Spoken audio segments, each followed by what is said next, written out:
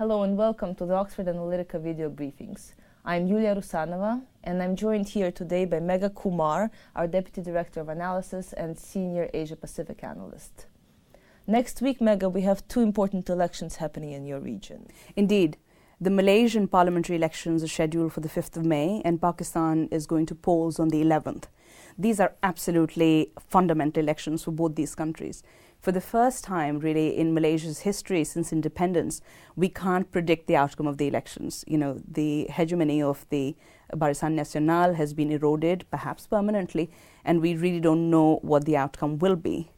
In Pakistan, these are really important elections because if all goes well, this will be the first time that a civilian government transfers power to another without significant fear of military intervention. So, you know, the significance of these elections can hardly be overestimated. And what is your outlook for the elections, Megha? Both countries are quite likely heading for a hung parliament. Neither the Barisan Nasional coalition in Malaysia nor the main opposition, Pakistan, in Malaysia have the electoral support to form a government outright. So much depends on what kind of coalition alliances they're able to forge immediately before and after the elections. In Pakistan as well, I think the likelihood is for a hung parliament because the PPP government, which was in power for the last 5 years, still does not command majority support. The current poll suggests that the PMLN, the party that was the main opposition group in the last 5 years, is likely to emerge as the largest party in parliament. However, the PPP has a better record in forging coalition allies and maintaining those relationships.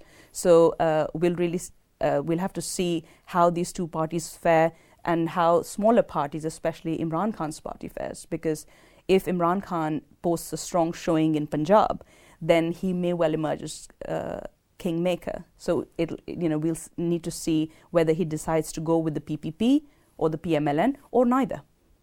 And if the opposition candidates were to come to power in both countries, would you expect any major policy discontinuities? Not really. In Malaysia, even though Pakistan has made much of its differences, ideological and otherwise, with the Barisan, it's really very much in agreement with the outgoing government in terms of economic policy. It also favors economic development. It also favors further integration of Malaysia into the regional and global economy. So I wouldn't expect much change as far as economic policy is concerned. In Pakistan, things might be slightly different because the PMLN is much stronger on economic matters compared with the PPP. So we are likely to see more liberalization of trade policy, perhaps even better gestures towards India as far as trade and person-to-person contact is concerned.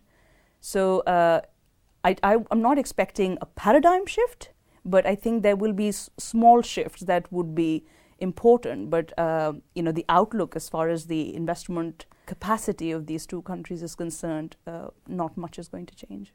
Thank you very much, Megha. If you'd like more information on the regional elections in Asia Pacific or indeed on any other services we offer, please go to our website. This is Yulia Rusanova for Oxford Analytica video briefings. Thank you for watching.